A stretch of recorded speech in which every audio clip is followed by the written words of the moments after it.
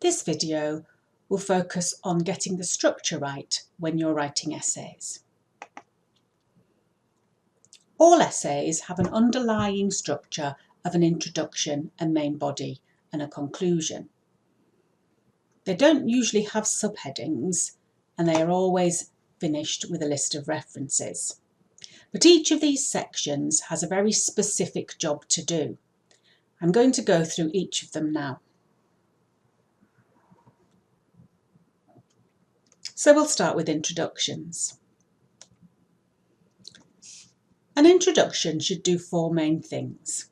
It should set the scene, define terms, map your route, and state your destination. It should be about 10% of the word count. So obviously, when you are working on a much longer essay, there's going to be more to write about setting the scene and mapping your route. I'm going to go through each of these four things in a little bit more detail. Start by positioning the essay topic within the wider field. Beware though, this has only got to be a little bit wider. Don't start with something like, in the whole field of nursing. Instead, simply situate the area that you're writing about within a slightly bigger one. For example, you could start a reflective essay by explaining the importance of the reflective practice within your discipline. There may be a reason why a particular topic is of interest.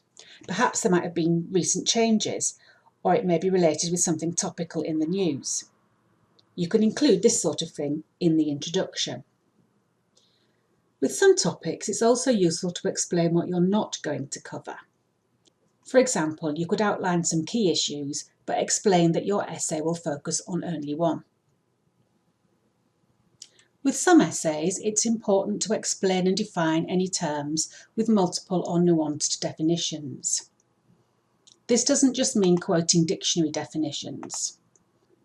We all have access to dictionary.com with a click or two. You have to write about how you are defining any potentially ambiguous terms in relation to your essay topic. This is really important for your reader, as it will inform them how you're using the word in the context of your arguments. This is a really important part of your introduction. You must let the reader know where you are going and what route you will take. Remember, you are introducing your essay, not just the topic. You can tell them your conclusion. Spoilers are absolutely okay. This isn't a detective novel. You're going to outline your main arguments in order to show how you reach that conclusion. Some people like to write this bit after they've written the essay, because it's often easier once you've planned that all out and you've got it written. The final part of your introduction will confirm to your reader your overall position. To some extent, this is just repeating something that you've already mentioned as part of your roadmap, but it really is useful to confirm it at the end. The position is so important because, as you can see from the quote here, the purpose of an essay is to present a clear position and defend it. If you don't have a position, you don't have anything to defend. When you defend a position, you are writing critically. So that's really important for getting those higher marks. It also means it's easier to write your overall essay because each paragraph will have something to contribute to reach that position. So, the introduction begins generally with the wider topic and ends specifically with how your particular essay is going to be answered. Before I talk about the main body, I think it's important to spend a bit of time thinking about the conclusion first. Remember, everything in your essay is leading to this, so don't let it be an anticlimax. As with the introduction, the conclusion has four main jobs to do. It must link back to the question, restate the position, summarise your points and indicate the wider importance. And just like the introduction, it's also about 10% of your word count. So I'm going to look at these each in more detail. The purpose of your conclusion states how you've answered the question. So, you must mention the question. It seems obvious to say this, but you'd be amazed how many student conclusions don't hint at it. If, as is often the case in subjects like nursing, you don't get a single question, but instead have multiple assignment criteria that need to be met, make sure that you mention each bit. Don't make it hard for your assessor to give you the marks. Make it as easy as possible by explicitly saying how you've answered each part. Make sure your conclusion includes a sentence or two that summarises your main argument again. You need it to be in a bit more detail than you had in the introduction. Nothing in your conclusion should be a surprise. There is no need to bring any new material into the conclusion. This means there shouldn't really be any references in a conclusion, as you will already have referenced everything earlier in the essay. The next part of your conclusion would reiterate the main points of each paragraph, but it isn't just a list of them. You need to show the links. So how did each of them add to the argument? And why should anyone care? Answer that "so what" question for each point. Yes, you will be repeating some of what you've already said earlier in the essay, but that's absolutely fine. Remember, you are telling them what you've already told them. You finish your conclusion by showing how important it is to the wider field. So why are your conclusions relevant to the wider subject area? A sentence or two at the end is enough for this. So a conclusion begins specific with your answer to the question, and it ends general with the importance to the wider field. So it's a mirror image of the introduction. So now we can talk about the main body, which is the main part where the majority of the marks come. So it does need some careful thought. The main body is where you build your argument using several connected points. The important word here is build. It's essential that the essay builds towards your conclusion. There should be a clear narrative or story that leads you from paragraph to paragraph. It shouldn't just be a random group of paragraphs about the topic in question. For longer essays, it may be subdivided into sections. So how many points or paragraphs do you need in your main body? Well, you have to do a little bit of maths, as you can see here. So I've got the example of a 2,000 word essay. There's 200 words each for the introduction and conclusion, and that leaves 1,600 words for main body paragraphs. We say an academic paragraph is between 200 and 300 words. This is very much a rough estimate, but it's a fairly good one to use here. That means if we divide 1,600 by 200, and if we divide 1,600 by 300, we get just under 6. So that's 6 to 8 main body paragraphs in your essay. That means you'll need to make 6 to 8 substantial points. Each paragraph is like a mini argument of its own and should use what we call the PEAL structure: point, evidence, explanation, link. The point means you must assert something. You need to make a point. Then you need to back up that and support it with evidence. This is usually from your reading, but it could be evidence from practice, especially if it's a reflective essay. You then need an explanation of how that helps you answer the question. So why is the point relevant? If you miss out the explanation, you're missing out your chance for some critical writing to come into your essay, and it will mean that you have fairly low marks. The end of your paragraph should link back to the topic of the essay, or it could link to the next paragraph. But this is an opportunity to make sure there is that flow through the story, that narrative running through your essay. So here's an example paragraph plan. So the point of this particular paragraph is going to be that witnessing poor standards of care calls for incredible courage if a nurse is to act ethically.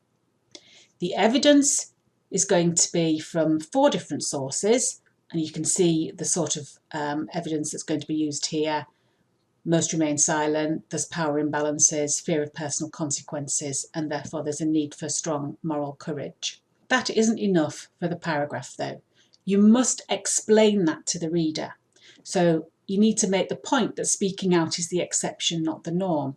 that working relationships can be ruined, even jobs lost. Consequences to patients, however, can be worse than to oneself. So you need to make this explanation explicit to the reader.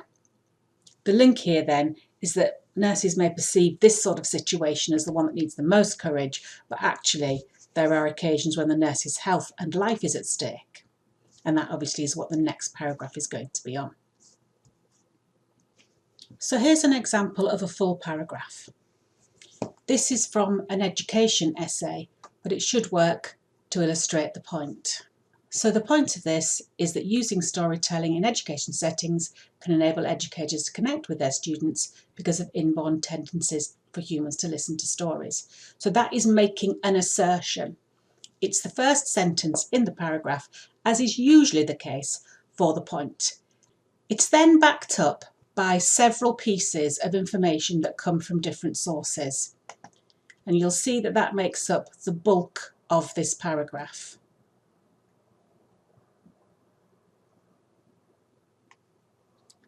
So there's 4 different pieces of information given that all back up the point, and each one is supported by a citation. There's then a section that is the explanation. It's clear to see this is the explanation because it starts with "this means that." That's a very common way of starting this part of the paragraph. It could be "this suggests that," or "as a result of this." So you're doing something that actually says, why this is important. And finally, there's a link at the end which shows what's going to be coming in the next paragraph. So that's a good example of a paragraph that uses the peel structure. When you first start writing paragraphs like this, it's easier to do it in this direct P-E-E-L structure. As you get more confident with your writing, you may find that some of the explanation integrates with the evidence. So it's not one and then the other, it's more a little bit of one, a little bit of the other, a little bit of one, a little bit of the other. But this is a good way to start when you're not very confident with it. Now, without all 4 of these parts of the paragraph, your writing won't be as effective.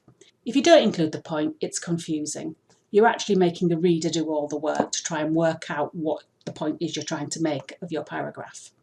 You'd be surprised how many students don't include the point. I often put my hand over a paragraph when I'm looking at a piece of work with a student and say, right, what's this paragraph about? And they'll say, oh, it's about blah, blah, blah.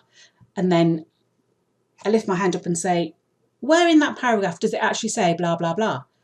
And they go, oh yeah, I haven't actually mentioned that, have I? I said, no, put it right at the beginning, make sure it's clear, that's what you're trying to say. So it's important to have that point. If you have no evidence, then it could be unsubstantiated opinions, and you could get accused of plagiarism. So make sure you're backing up all of those points with evidence from good sources.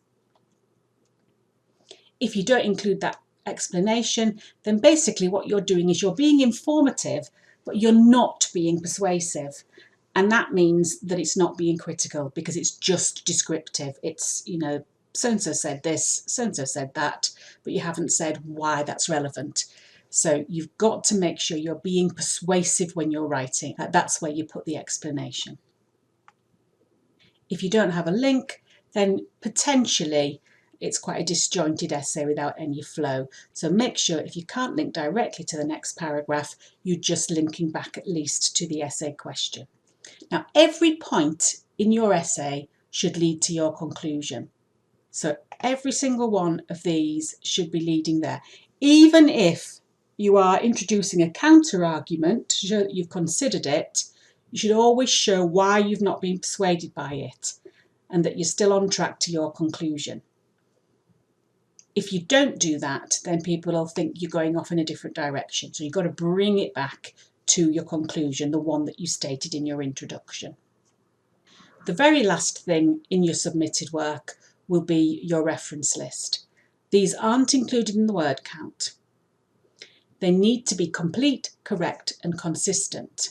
If I just go into a bit more detail, by complete, I mean everything that you've referred to in the text needs to be in that reference list. So when you're checking through everything at the end, highlight one, highlight the other, and keep going through to make sure every single thing that's in your essay has been referenced in the list, and also that there's nothing in your reference list that you haven't mentioned in your essay.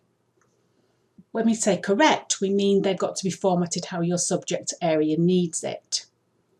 So that could be Harvard referencing, it could be footnote referencing, but you've got to do it how your subject wants it. And finally, it's got to be consistent. And I've put here, even if consistently wrong, which often confuses people. But actually, if you look at the university's rules and regulations, as long as you are putting everything into your reference list in a consistent format and have included all of the information that your style requires, then it doesn't really matter if, for example, every time you put a full stop where there should be a comma, or every time you put your date not in brackets. As long as you are consistent, you can't actually be penalised. It does, however, upset the academics. So it's much better if you can format it how your subject area needs it, because you want to keep them happy.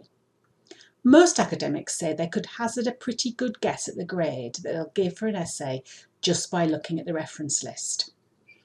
If that list contains an appropriate number of sources of the correct calibre without obvious omissions of key works, and it's well formatted, then it's a pretty good sign that the essay will be a good one.